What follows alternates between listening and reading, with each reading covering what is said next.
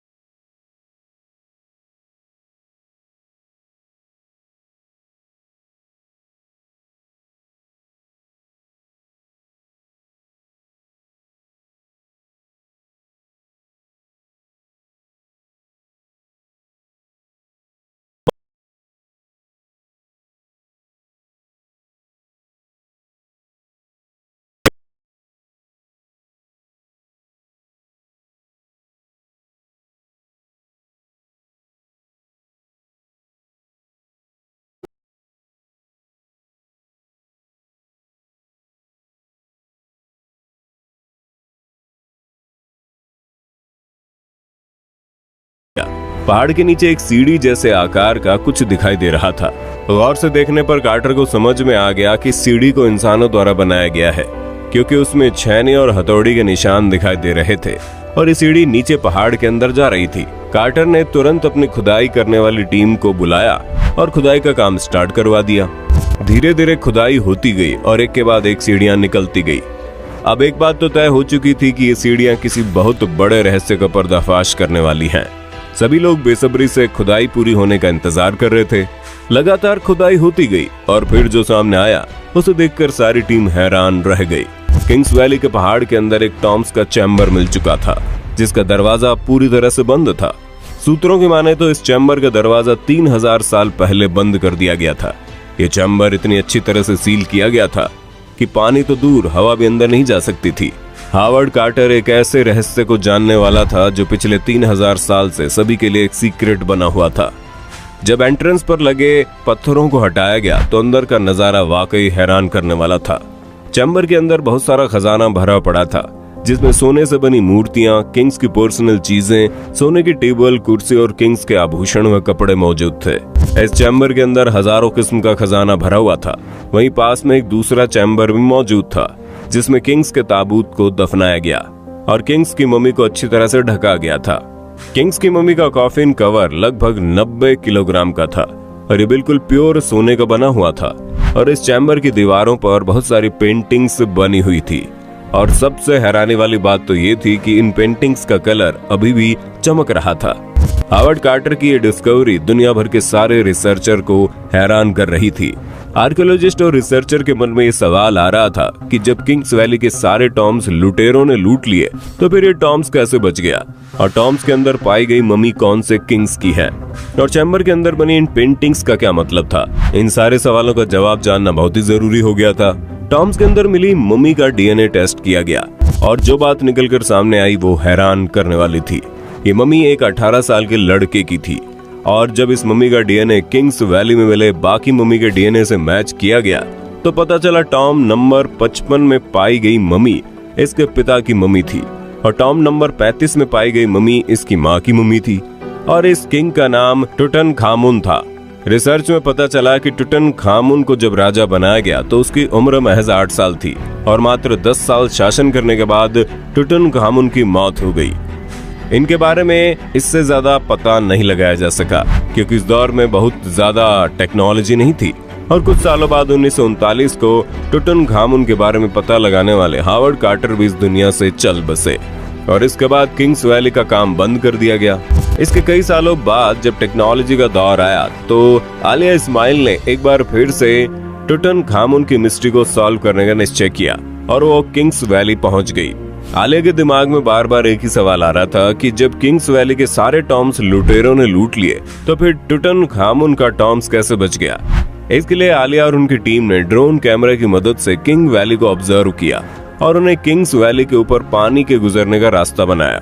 Research करने पर पता चला कि किंग्स वैली के ऊपर से पानी गुजरता था और भूकंप के कारण पत्थरों का मलबा जमा हो गया और ये पत्थरों का मलबा पानी के प्रेशर के साथ बहकर टुटनखामुन की टॉम्स के एंट्रेंस पर जमा हो गया और इसलिए लुटेरों को टुटनखामुन का टॉम्स दिखाई नहीं दिया। टुटनखामुन की टॉम्स के अलावा किंग्स वैली के किसी भी टॉम्स के दरवाजे पर पत्थरों का मलबा नहीं था। आलिया और उनकी टीम में जब दोबारा से हाई टेक्नोलॉजी की मदद से टुटनखामुन और उसके माता पिता की मम्मी का डीएनए किया तो पता चला टुटनखामुन के माता पिता आपस में सगे भाई बहन थे और आज के डॉक्टर्स की माने तो जब समान डीएनए वाले लोग आपस में शादी करते हैं तो उनके संतान के डीएनए में गड़बड़ी हो जाती है, जिससे बहुत सारी बीमारियां जन्म लेती है। और जब टुटनखामुन का दोबारा डीएनए टेस्ट किया गया तो पता चला टुटनखामुन को एक साथ बहुत सारी बीमारियां थी और उसे कई बार मलेरिया का दौरा पड़ चुका था।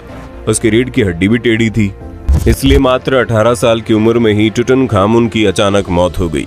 चैम्बर के अंदर मिली पेंटिंग्स को जब आलिया ने अपने कंप्यूटर के सॉफ्टवेयर से स्कैन किया तो पता चला जब दीवार पर पेंटिंग्स की जा रही थी तो दीवार का प्लास्टर गीला था और गीले प्लास्टर पर पेंटिंग करते समय पेंटिंग ब्रश के निशान बन जाते हैं जो साफ साफ दिखाई दे रहे थे।